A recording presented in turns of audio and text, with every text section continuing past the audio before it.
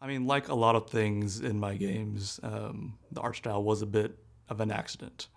Um, when I was years ago, I was a bit more, I guess, naive in what I thought I was capable of. So I tried to make a realistic, proportional human being with lots of detail and with lots of, had a perfectly realistic, body structure.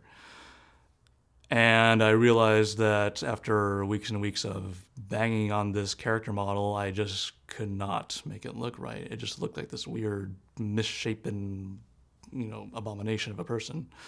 So I kept trying to fix it. I just couldn't do it.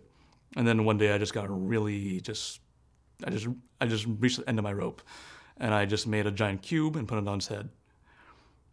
And I just fell in love with it just immediately. It looked perfect. There was just something just charming about it, kind of funny about it, and best of all, it was just very production-wise. It was unbelievably easy to make, um, and that just ended up informing the rest of the game's art direction.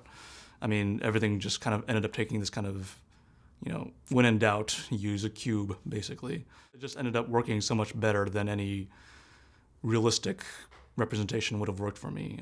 I mean, it gave the game its identity.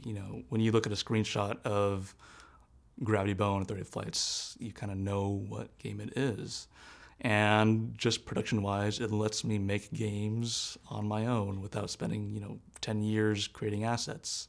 So definitely that little accident of placing that cube on that guy's head ended up being, one of the best accidents I've ever made.